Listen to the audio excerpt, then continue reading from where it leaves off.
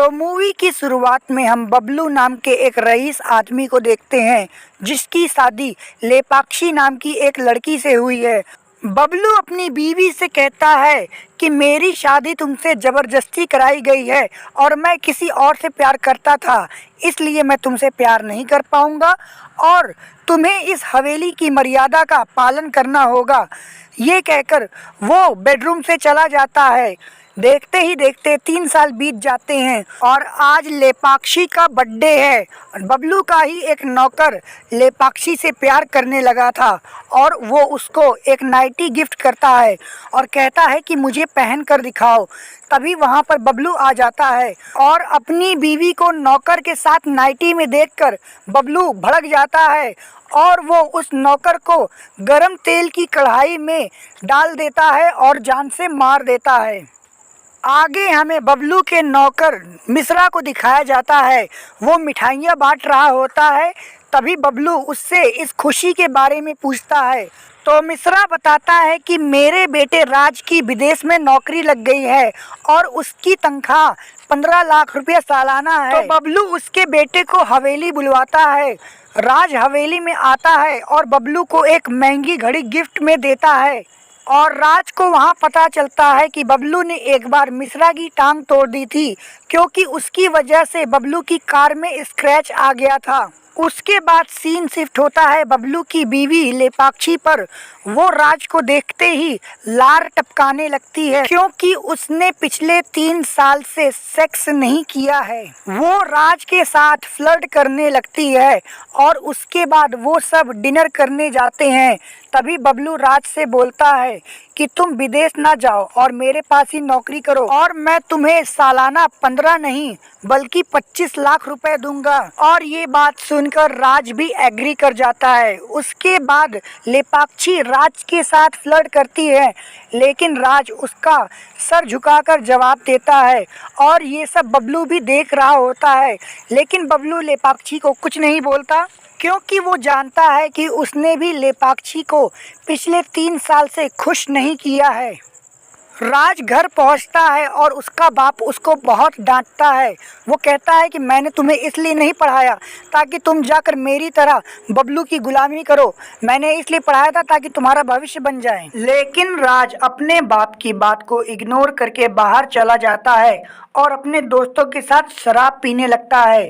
तभी उसका दोस्त उसको कहता है कि मैंने सुना है कि ठाकुर की बीवी को बच्चा नहीं है, लगता है ठाकुर नपुंसक है। ये बात सुनकर राज के मन में लड्डू फूटता है और वो भी उस लड़की के प्रति आकर्षित हो जाता है।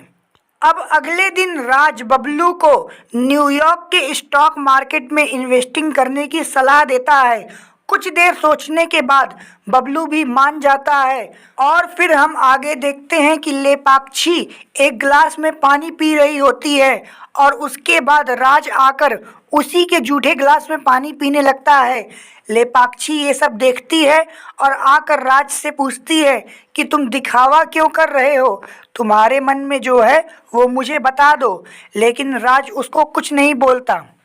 एक दिन बबलू राज को फ़ोन करके कहता है कि मैं घर नहीं आ पाऊंगा, तुम लेपाक्षी और हवेली का ख्याल रखना।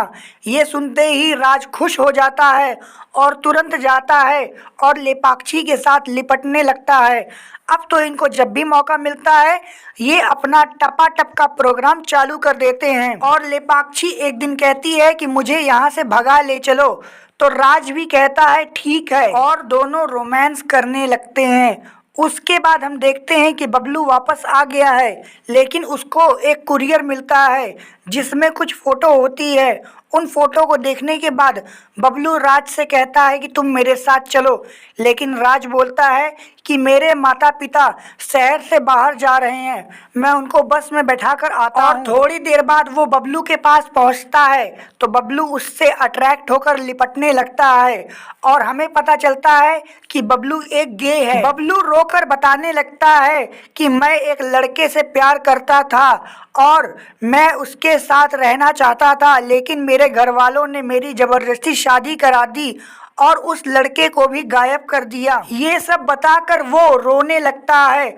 और वो राज को फोटो दिखाता है कि उसका छोटा भाई उसकी बीवी लेपाक्षी के साथ संभोग करता है, जिसके कारण पूरे शहर में उसकी बदनामी हो रही है।